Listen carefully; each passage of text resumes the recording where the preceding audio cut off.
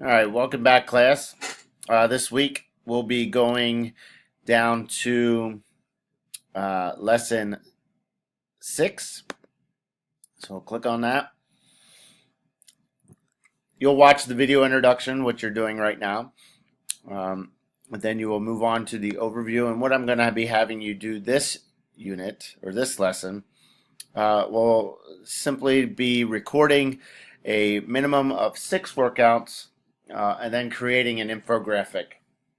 And if you're not sure what an infographic is, I linked some information about what infographics are down here. 10 ways to use an infographic and kind of what that entails and what the importance of infographics to express your information to other people. Right. So whatever fitness app you're using, if you don't have one, you could from last week look back through some of the peer reviewed fitness apps and pick one of them. If you're already using one, feel free to go ahead and continue to use that. If you have one on your phone, if you have an Apple Watch, if you have a Fitbit, if you have a Garmin, whatever you're using, you just need to make sure that it's spitting out analytics for you to really review and dive into and look at how it's improving your health. So that's basically the gist of the lesson.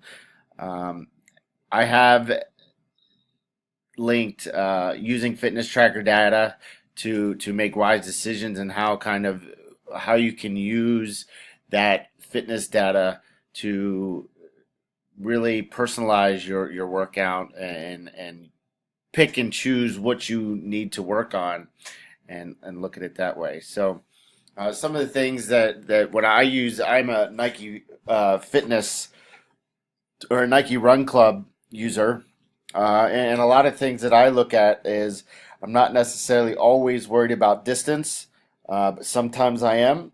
So I would look at distance and pace, recovery rate, how quick my heart rate requires, my miles splits to see if I'm getting faster or slower.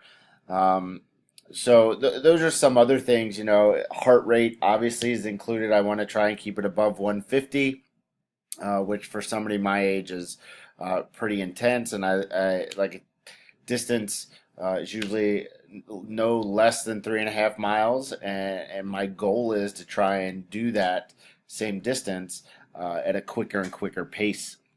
All right, and then I do also look at my mile splits to see if which miles are faster or slower. And what I do find out that my miles do get faster. Usually, my third mile is faster than my first and second mile.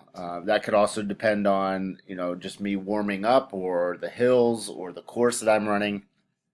But I am in a social group with a bunch of friends. We have a leaderboard, and we have a monthly competition to see who can log the most miles. So all that stuff, if you have that, you're going to put that into an infographic. Excuse me. I do have a pictochart tutorial below. This will be easier on if you use Pictograph, it will be easier on a computer than on the iPad. If you'd rather use the iPad, you can use Canva, which is linked right there. It's a great tool. Right. So then as you do that and post that, you are just going to make sure that you respond to 2 peers. So when you see down here, there's 2 external resources you could read, and then the discussion board is the personal fitness plan summary. So if you have any questions, feel free to come hunt me down in the office and we can work things out, or you can always stop by the tech integration desk at the library. Take care.